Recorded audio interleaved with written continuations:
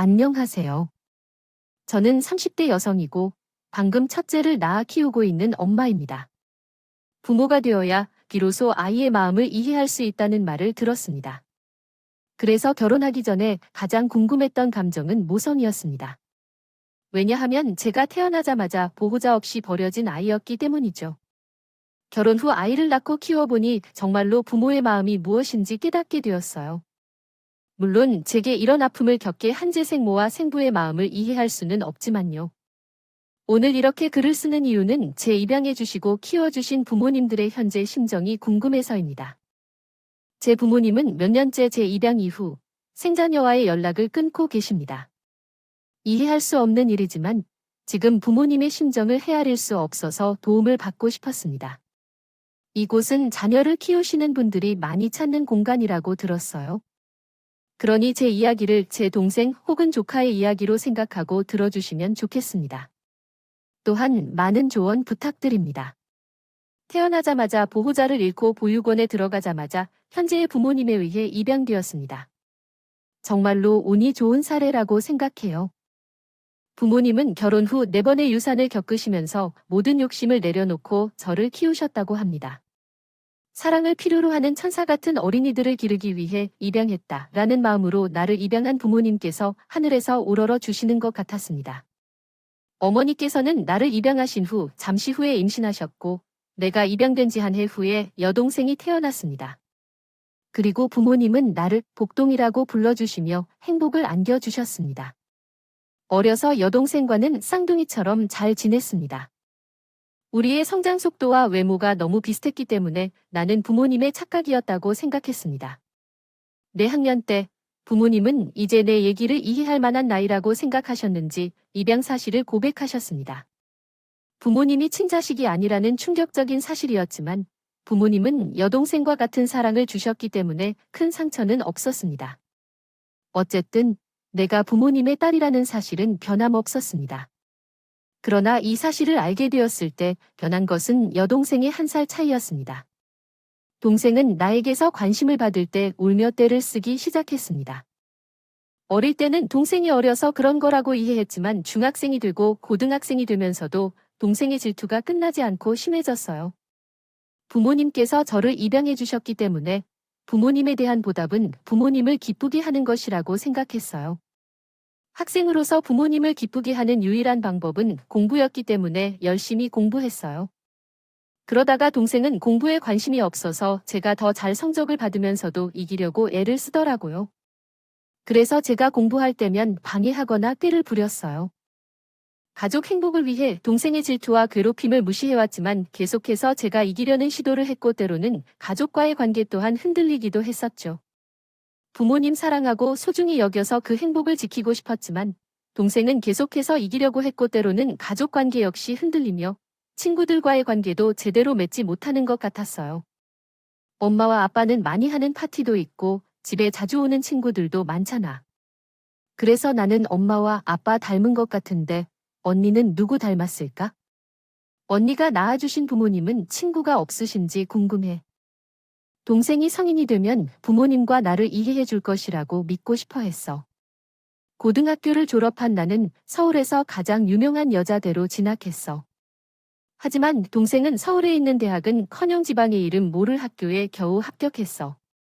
동생이 가야 할 대학이 결정되면 위로할 수 없을까 싶어서 입을 다물었는데 갑자기 동생이 나를 향해 소리를 질렀어.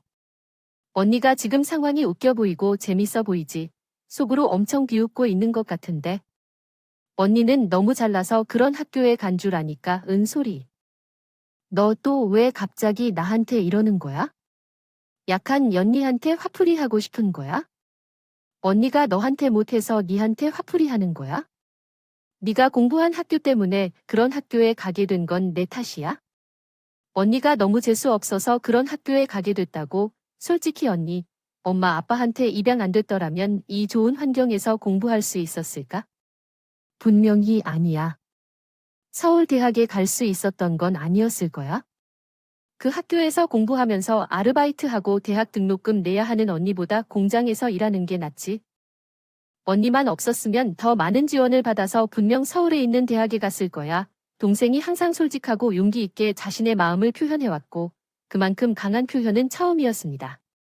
동생도 부모님을 존중하며 자란 만큼 부모님 앞에서 경솔한 말이나 행동을 자제해왔습니다. 하지만 어느 날 동생은 속상하고 분노하여 부모님 앞에서 결코 할 말을 해버리고 말았습니다. 아버지는 분노하여 손을 들었지만 어머니가 매섭게 말리셔서 동생이 상처를 받지 않았습니다. 이후 그 일로 인해 동생과 나는 매우 멀어졌습니다. 동생은 학교 때문에 지방에서 4년을 보내고 나는 대학을 졸업한 후 독립했습니다. 다행히도 대기업에 취업해 부모님의 도움 없이 독립할 수 있었습니다. 독립하면서 동생과 마주칠 일이 줄 것이라 생각했지만 동생은 서울로 이사 온 후에도 주기적으로 찾아와 제 뇌를 싸늘하게 했습니다. 동생은 언니, 우리는 어릴 때부터 꿈을 꼭꼭 숨기고 컸지. 당신은 평범하게 살아가는 게 꿈인데 나는 부자가 되는 게 꿈이야. 나는 여전히 부자가 되는 것이 꿈이야. 당신은 여전히 평범하게 살아가는 게 너의 꿈이지. 직장 생활을 하면서 평범한 가정을 꾸미는 것이 내 꿈이었어. 그런데 갑자기 그게 외면해서 평범하게 사는 것이 꿈이라면 언니는 왜 자꾸 돋보이려고 해? 솔직히 말해서 언니의 삶이 언니가 말한 평범한 삶이 맞아. 사실 언니 나보다 더 잘 사는 게 맞아. 언니는 꾸미지 않아도 잘 사는 걸 언니는 고하고 나는 엄마 아빠의 딸이라서 내 코를 납작하게 누르는 거야. 언니는 고아가 아니야. 은솔아 바쁜 사람 불러내고 순소리를 하는 거 맞아. 언니가 오늘 왔다고 했을 때 급한 일이 생겼나 했어. 하지만 그런 거 아니었어. 동생은 근무 시간에 나를 부르고 싶어서 나를 찾아왔어.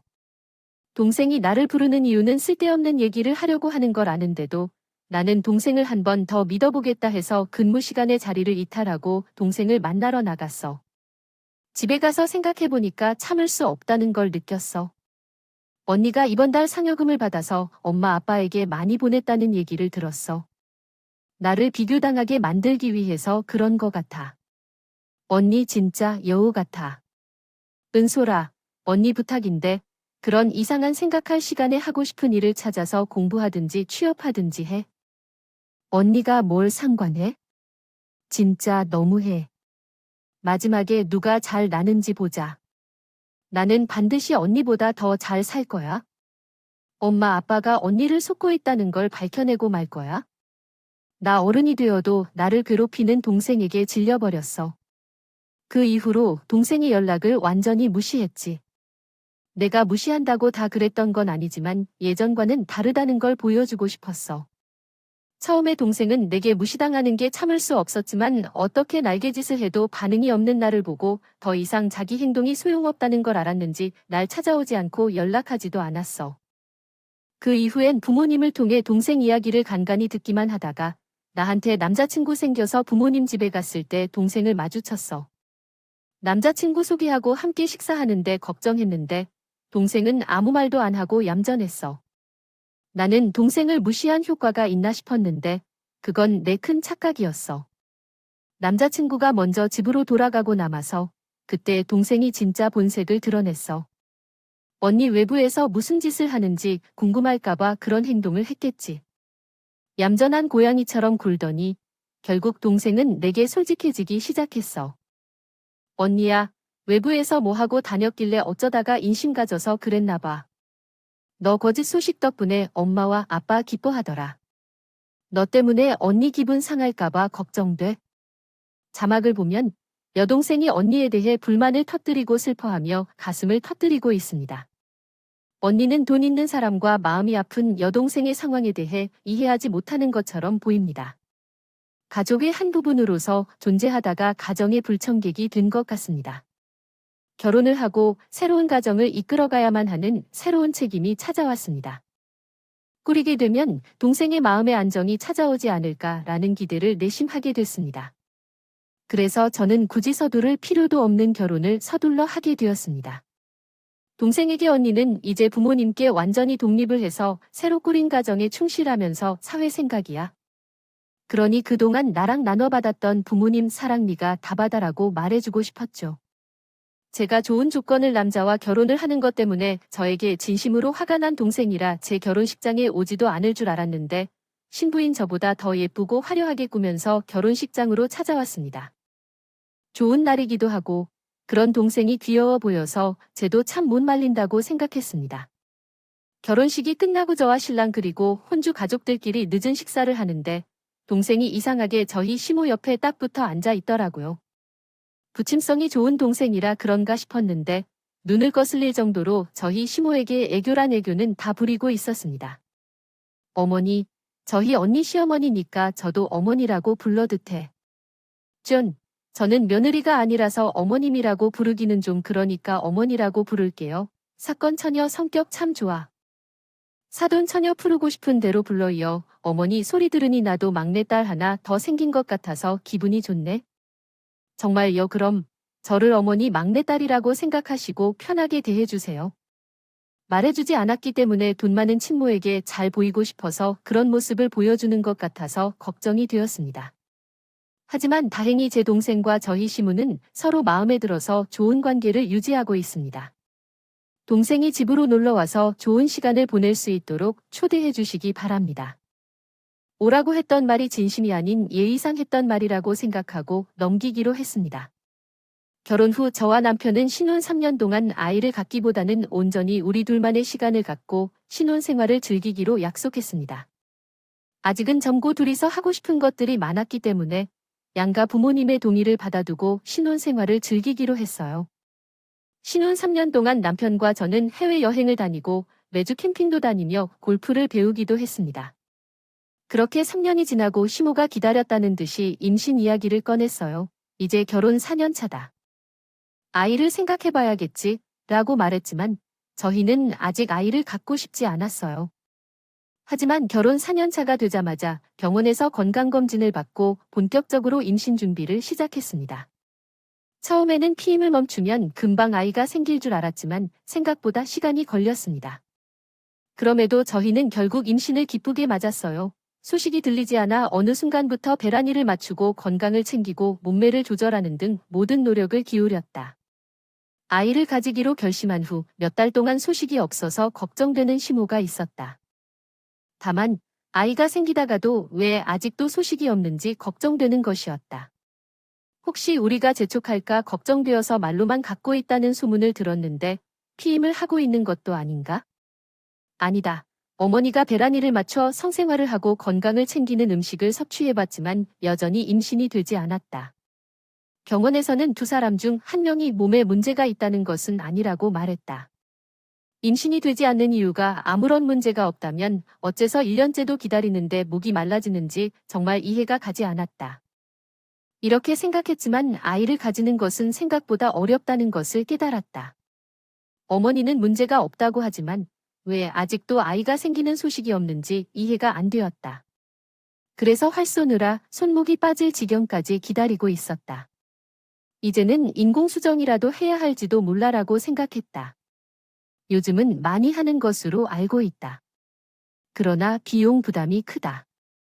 임신이 어렵긴 했지만 양쪽 모두 건강하여 인공수정은 고민해보지 못했다. 결혼 후 처음으로 시모가 실망을 넘어서 화를 내면서 어머니로부터 받은 조언이 인공수정을 고려해봐야 한다는 것이었다. 그러나 남편은 그것을 묻지 않았다. 우리에게 인공수정이 필요한가? 우리는 부자가 아니어도 잘 사는데 급한 일도 아니고 우리는 운명이 있지 않은 것이라면 모두 받아들이자고 말했다. 그 이후로는 더 이상 인공수정에 대해 고민하지 않았다. 이제 우리는 우리의 운명을 기다리며 그에 따라 행동할 뿐이다. 내 마음을 안심시켜 주었다. 시모의 눈치가 있는 것은 알겠지만 남편의 말대로 마음을 편하게 먹으면 언젠가 아이가 찾아올 것이라고 생각했다. 하지만 1년이 지나도 아이의 소식이 없어서 초조해졌다. 친부모님들은 아이를 재촉하거나 궁금해하지 않았지만 시모는 일주일에 한 번씩 전화를 걸어 임신 여부를 물어봤다. 너, 지난주에 페라닐이었으니 맞춰서 했니? 그럼 지금쯤 소식이 들려야 하는데 임신 테스트를 했느냐고 물을 때 얼마나 사람을 미치게 하는지 알았다. 결국 남편에게 인공수정으로 아이를 갖자고 말했다. 남편은 반대했지만 나 역시 아이를 가지겠다는 생각에 남편을 설득했다. 그리고 인공수정을 시작했다. 우리가 인공수정을 시도했다는 소식을 듣고 시모는 한 달 후에 찾아왔다. 손에는 보약 한 채가 들려져 있었다. 이거니 남편한테 먹여라. 그 씨앗이 건강해야 건강한 아이가 생기겠지. 너도 아이 생각해서 아무거나 먹지 말고 착용에 좋다는 것만 먹어. 지모가 아들을 이렇게나 끔찍하게 여기는 줄은 몰랐다. 신혼 3년 동안 시모는 다정하고 좋은 사람인 줄 알았다. 그러나 시몬이 자신은 자신만의 이기적인 사람이 아니라고 생각했던 것이었다. 그러나 손주를 만나면서 숨기던 본성을 드러내기 시작했다. 나는 실망보다는 당황스러웠다. 그는 묵묵히 있는 나를 보며 말했다. 왜 그런지 가만히 있어? 너 과손주 안겨주면 제일 좋은 걸로 해주겠어. 일단 애부터 갖자. 그리고 인공수정을 하는데도 아기가 안 생기면 병원에 가보자. 분명 내 몸에 문제가 있어서 아기가 안 생기는 거니까. 어머니, 인공수정은 쉽지 않아. 나도 노력하고 있으니까 맘 편히 기다려줘. 시모는 입속을 다물고 놀라움과 분노를 감추지만 어머니의 사랑은 받지 못할지라도 미움은 받지 않으리라고 생각했다. 임신이 복잡할 줄은 꿈에도 몰랐고 손주의 욕심이 얼마나 큰지도 몰랐다. 2년 차에 인공수정을 시작한 후 나는 꾸준히 노력했다. 힘들지만 포기하지 않았다. 남풍은 그만하자고 했지만 나는 계속해서 노력했다. 3번 시도했지만 임신하질 않자 시모는 나를 향해 심한 말을 퍼붓었다. 인공수정과 임신에 대한 이야기를 하는 것 같습니다. 시몬이라는 인물이 임신 문제와 관련하여 어떤 문제를 겪고 있는지를 다루고 있습니다. 이야기 속에서는 상황이 긴장되고 갈등이 생기면서 감정적인 부분도 담겨 있다고 보입니다. 그래서 그 다음날 저희는 합의를 이루었습니다. 든든한 인연을 이루고 기쁨에 차 있었습니다. 진우 씨가 어제 프랑스 출장을 가서 없다고 하셨는데 나는 그냥 진우를 만나러 온 거 아니에요. 나는 너에게 하고 싶은 말이 있어서 왔어. 너, 나 끝내기 하고 난 한마디 했다고 그거 왜 난 기억이 안 나냐? 도대체 어떤 말이길래 평생 엄마가 끊을래라고 그러는 거야? 너, 우리 사이를 끊으려고 작정한 거야? 어머니, 그건 아니에요. 그날 나 힘들어 보였어서 진우 씨가 걱정했던 것 같아. 진우 씨도 예민해져 있었던 상태라서 심호흡이 안 되는 말을 한 거니까. 어머니, 예 좀 해주십시오. 심한 시선으로 나를 측은히 보고 있었어요. 그 눈길이 얼마나 무서우던지 나는 벌벌 떨면서 시몬의 시선을 피했어요. 시몬은 남편을 잃은 템포로 찾아온 것 같았어. 너, 그런 식으로 있지 말고 빨리 나가기 시작해.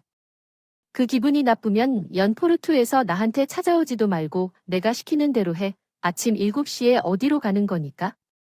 여쭤보고 싶었지만 시몬이 입을 막아. 우리 시몬이 시키는 대로 해야 해. 어머니, 급한 일이 있거든요. 어디로 가세요? 왜 그러세요? 현관 앞에 차 2대가 있어. 내가 네 옷 대충 챙겨줬으니까. 옷을 갈아입고 집에서 나오라는 명령을 듣고 현관 앞을 바라보았다. 그곳에는 집에서 가장 큰 짐가방 2개가 정돈되어 놓여 있었다. 그동안 시몬은 싸든 짐과 같아 보였는데 그 의미를 이해하기 어려웠다. 그저 멍하니 서 있으면서 옷을 갈아입고 저 가방들을 챙겨 나오라는 명령을 듣자 한국말이 보이더니 저 짐을 들고 나가라는 어머니의 언어를 이해할 수 없었다. 어머님이 무슨 말씀을 하시는 건지 이해가 안 되었고 아직도 어머니와의 관계가 나에게 두렵게 다가왔다. 하지만 어머니는 애를 낳는 것이 중요하지 않다며 나와 아들 간의 관계를 어렵게 만들기 위해 나를 집에서 쫓아내기 위해 찾아왔다. 그 사실을 알고 무릎을 꿇고 용서를 구해야 했다. 어머님, 죄송합니다. 앞으로는 심심하게 하지 않도록 노력하겠습니다. 한번 용서해 주세요. 이제 차비를 바라지 말아 주십시오. 2년간의 임신을 바라기를 기다리면서 제가 할 수 있는 일을 이미 다 했다고 생각합니다. 진우가 7살이 되면 찰말을 하겠습니다. 진아는 개인적인 연락을 하지 말고 조용히 살아주세요. 어머님, 진우 씨가 이 사실을 알게 되면 이전보다 더 나빠질 거예요. 진우 씨한테 오늘 있었던 일 절대로 말 안 할 테니까 화를 풀어주세요. 너 지금 날 협박하는 거야? 진우는 어차피 내 아들이라 결국 내 말을 듣고 내 편에 서게 될 거야. 너보다 내가 우리 아들을 더 오래 보고 더 잘 알아. 누가 착해서 말을 안 해서 그렇지. 걔도 착하지. 7살 때로 지쳤을 거니까. 이젠 끝내고 이 집에서 나가. 당장 나 못 간다고 버티고 있자. 시모는 저를 강제로 현관 쪽으로 끌고 갔습니다. 힘이 얼마나 강한지 시모의 힘을 이길 수가 없어 속수무책으로 시모 손에 질질 끌려나가게 됐어. 네가 아들을 못 가지고 여자 노릇을 못해서 쫓겨나는 거야? 네가 잘못해서 쫓겨나는 거니까 명심해. 그리고 이제부터 우리 진우한테 연락하지 말고 빨리 있어. 도대체 어떤 피가 섞여서 결혼한 지 5년이 됐는데도 임신을 못 해칠 수 없는 거야? 시모에게 쫓겨나고 나서 길거리에 우두커니 서서 많은 고민을 했어. 진정으로 돌아갈까? 남편에게 전화해 이 사실을 말해야 할까? 오랫동안 많이 고민했지만 결국 친정으로 가지 않고 남편에게도 연락하지 않기로 했어. 태어나자마자 부모의 버림을 받은 죄가 다시 시모에게 버림을 받아 친정으로 돌아가야 된다는 사실을 견딜 수 없었고 나의 중요한 일정으로 출장을 떠나 남편을 걱정시키기 싫어서 그랬어. 그렇게 혼자서 3일 동안 호텔에서 보내고 있던 나는 이대로 가만히 있을 수 없다 싶어 해야겠다. 시모와 싸워도 된다면 집으로 돌아가서 내 자리를 지켜야겠다고 생각했다. 그래서 3일 만에 다시 집으로 돌아왔다. 시모가 현관 비밀번호를 바꾸지는 않았을까 걱정했지만 다행히 비밀번호는 그대로였다. 집으로 들어서자마자 제 귀에 찌르는 젊은 여자의 웃음소리가 들렸다. 지모가 이미 나 말고 다른 며느리를 데리고 있다고 생각하며 뛰어들어 보니 시모 옆에는 내 여동생이 앉아 있었다. 은서야, 너 왜 여기 있어? 내 목소리에 동생은 비명을 지르며 놀라고 자신의 가슴을 부여들이며 흔들리는 얼굴로 날 쳐다봤다. 너 카미야, 여기가 어디라고 돌아온 거야? 내 말에 동생은 떠오를 정도로 알아듣고 손을 두드리며 눈을 굴렸다. 너 정말 내 손에 죽고 싶은 거니? 잠시 생각한 후 동생은 멀었니? 라고 대답했다. 도대체 동생이 왜 얼마나 어머님이랑 여기 있는 거니? 두 사람 지금 내가 깨어난 집에서 뭐 하고 있는 것인가요? 살면서 한 번도 화를 내거나 큰 소리를 짓거나 한 적이 없다. 평소에는 대화로 문제를 해결하려고 했기 때문이다. 평생 동생과 시모를 괴롭히던 것으로 밝혀진 자신에게도 그리고 시모에게도 한 번도 화를 내거나 큰 소리를 짓거나 한 적이 없었습니다. 그러나 애를 낳을 수 없다는 이유로 집에서 쫓겨난 나도 입양됐다는 이유로 나를 향한 질투와 시기. 내 동생과 내가 없는 내 집에서 웃음 지으며 앉아있는 게 너무 소름 돋고 화가 납니다. 김은솔이 대답해 왜 여기 있는 거야? 너 내가 어머님한테 쫓겨난 거 알고 여기 와 있는 거지? 나는 언니를 조금 더 잘해야 했던 걸로 미안해해. 이 집에서 함께 웃고 앉아 있었던 그 순간에 속지 미안해해. 언니의 미안해서도 제 스스로가 할 필요가 있는데 언니 불쌍한 걸로 나에게 못 맞춰줬다. 그 후 동생은 나를 쫓아내기만 하려던데 그 이유를 이해할 수 없었습니다. 나는 쫓겨난 집에서 웃고 앉아있는 시모와 동생을 보면서 모르는 게 있는 것 같았습니다. 내가 여기에 있는 걸 볼 때 네가 내가 쫓겨나게 했다는 걸 알고 있었던 거지. 내가 나에 대해 어떤 행동을 취했을 때 넌 그렇게 생각했던 걸로 알아. 날 쫓아내려고 이간질했던 거 아니야? 언니, 나는 사돈 어른이 묻는 거에 답하는데 대답만 하는 거야. 어머님만 물었던 건 대답한 건데 너의 이야기를 잘 들었어. 그렇게 생각하지 않아? 나를 죽도록 싫어하잖아. 나는 사돈 어른이 물어볼 때 대답해준 것 말고는 아무것도 안 했다고 맞장구 치지 않나? 그래서 오늘 있었던 일은 부모님에게는 말하지 마. 잘못이 있으면 모든 책임은 어른에게 있다고. 그 말에 필연스럽게 여거듬을 경험한 형부 일과 테일러 형부는 동생이 이런 말을 해온 것을 듣고 있었지만 신문이 동생을 쳐다보며 시선을 돌리며 말했다. 어이, 너 지금 뭐라고 하니? 형부에게 그러라고 했어. 나와 너 사이에 있던 대화는 다 형부에게 말하면 자네 큰일 나겠지. 왜 그런 거야, 엄마? 같이 죽자. 엄마는 부모니까 잘못을 해도 형부에게 용서받을 가능성이 크잖아. 내가 부모님이 듣는다면 진짜 집에서 쫓겨날 거야. 어른이 되면 어른다운 책임을 질 거야. 오 같은 기집은 알았지만 나한테 왜 직접 이렇게 내 뒤통수를 치지? 궁금한 것도 따질 것도 많았던 사람이 저였었는데 갑자기 둘이 싸움을 시작했지. 가만히 있으면 알아서 다 들어서 나만 몰랐던 진실들을 자기 입으로 밝힐 생각이 들었어. 역시 시모는 동생의 배신 때문에 화가 나서 모든 것을 털어놓았어. 결혼식 때 내 동생이 내 번호를 물어본 거 알고 있니? 나는 예의를 중요시하는 사람이라서 그냥 물어봤다고 생각했는데 그 후로 계속 나한테 연락을 해. 어린애 같아서 좋은 성격 같아 보여서 나도 몇 번 만나서 밥도 사주고 용돈도 주고 했더니 이것이 어느 날부터 내가 편해져 있는지 나한테 미워구라. 더구나 어머니, 제가 무슨 언니 욕을 했다고 그러세요? 어머니가 언니 꼬투리 잡고 싶어서 저한테 꼬치꼬치 캐물을 찼잖아요. 언니가 너무 흠 하나 없이 완벽한 사람 같아서 답답하다면서 요 말 부풀리지 마라.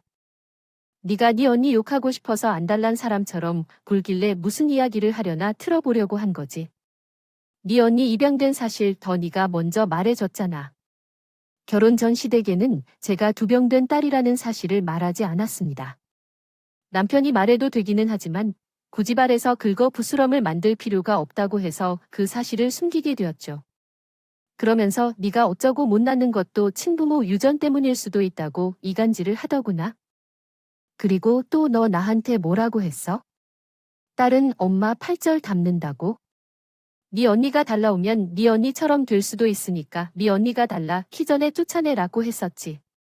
그건 어머니가 언니를 싫어하시는 것 같아서 맞장구 친 거라니까요. 그리고 어머니가 형부 언니한테 뺏긴 것 같다고 이혼시키고 싶다고 하셨잖아요. 네가 자꾸 이간질을 하니까 이혼시킬 생각하지 안 거지. 너 또 뭐라고 했어? 네 언니 뒤에서 바람 피우고 있어서 애가 안 생기는 거 아니냐고? 네 언니라면 충분히 바람 피우고도 남았을 거라고 그랬지. 동생은 시모에게 혼인식장에서 제 시모 번호를 얻기 위해 행동했던 것 같았습니다. 내부적으로는 받아들여지지 않을 거라는 생각이 들었지만 시모는 제 동생과 더 많은 소통을 하며 제 요구에 부응했다. 결국 어머니가 날 쫓아내더라도 너무 손해를 봤다는데 아무런 말도 없이 우리 가족을 해치겠다고 생각했다. 어떻게 내가 너와 결혼하여 너를 만족시킬 수 있다는 생각에 이르렀다. 그러면 너는 나를 덜 싫어하지 않을까 했다. 그 과정 속에서 엄마와 아빠를 위해 사는 것이 얼마나 어려운지 느낀 적이 있었다. 하지만 내가 얼마나 열정적으로 내 삶을 망치려 하는지 깨달았다. 또한 자아 망가져. 언니에게 미안하다. 동생이 돈을 심하게 받기 위해 나를 괴롭히고 그렇게 행동했으니 나는 정말 잘못을 저질렀다. 어머니와 아버지에게는 말하지 말라고 부탁한다. 동생은 그런 때마다 자신이 큰 실수를 했다고 느낄 정도로 사정을 전했지만 시모는 내게 한마디 사과나 변명도 하지 않았다. 오랫동안 말없이 앉아서 집으로 돌아가 통곡했다. 결국 나는 동생과 시모가 내게 벌인 일이 나를 참지 않을 정도로 심각하다는 것을 깨달았다. 부모들에게 집에서 일어난 일을 바로 알리고 출장에서 돌아온 남편에게도 알렸습니다. 남편은 성난 모습으로 혼자 시부모님 집에 다녀온 뒤 내 앞에 무릎을 꿇고 용서를 구했습니다. 시모 집에서 한참을 눈물을 흘린 모양이었는데 눈이 부어 있었어요. 나는 우리 엄마 대신 사과할게. 정말 미안해. 결혼할 때 너한테 이런 문제를 일으키려고 한 적이 없는데 다 나 때문이야. 미안해. 진심으로 미안하다. 앞으로 우리는 더는 엄마를 만나지 않으니까 우리 둘만 잘 지내자. 결국 남편은 시모와의 연을 끊기로 했고 부모님도 동생을 집에서 쫓아내셨습니다. 화가 나서 모든 사실을 부모님께 고백했지만 그때 동생과의 연을 끊으라고 부탁한 적은 없었습니다. 부모님께서 동생과 연을 끊겠다 말씀하시자 큰 죄책감이 밀려왔습니다. 엄마, 내 탓으로 동생과의 연을 끊으면 안 돼요. 그 무섭게 동생과 연을 끊어버리면 좋은 일이 일어나지 않아. 우린 언제나 서로 싸울 수밖에 없을 거야. 그 소리 듣고 어떻게 널 저렇게 대하겠어? 우리가 얼마나 널 사랑했는데 말도 안 돼요. 이건 질투도 투정도 아니야. 제정신이 아니거나 범죄 같아. 엄마란 말에도 그런 소리를 내뱉다니. 너도 나의 딸이고 내가 뭘 해주지 않았어? 섭섭하게도 그래. 이렇게 하지 않았으면 좋겠다. 엄마는 마음이 아프다. 왜 그렇게 하는 거니?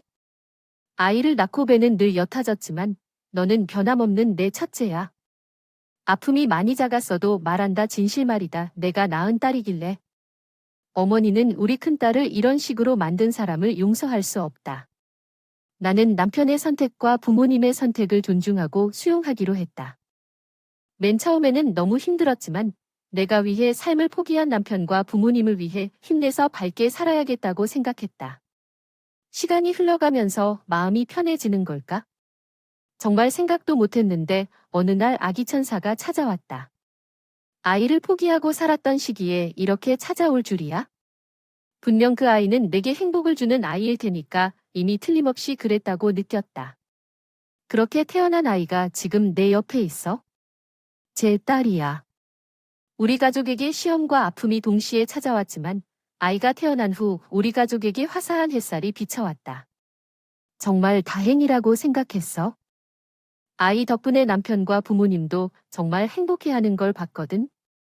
몇 달 전에 딸의 돌잔치를 가정적으로 했는데 부모님께 조심스레 물어봤어. 동생과 언제까지 연락 안 하고 살 거냐? 그러자 부모님께서 말씀하셨어. 아직도 은혜와 용서를 구하는데 너도 부모가 되었으니 내 마음을 이해할 수 있을 거야? 은혜와 용서가 필요한 건 부모로서 아이지. 어느 날 용서가 될 것이지만 엄마와 아빠는 내가 용서할 때까지는 너를 보지 않기로 했어. 그래서 너는 신경 쓰지 말고 용서가 된 후에 함께 이야기해보자. 부모님은 내 내용을 용서할 때까지 기다려주겠다고 했어. 사실은 내가 내용을 생각하면 마음이 편치 않아서 용서하는 척하고 싶지만 이번에는 나 자신을 먼저 돌보고 싶어. 그러나 마음이 너무 아픕니다. 부모님은 괜찮다고 하지만 분명히 정말 괜찮지 않을 거예요. 부모님을 생각해서라도 내용을 용서해야 할까요? 아니면 내 마음이 용서가 될 때까지 약간 기다려야 할까요?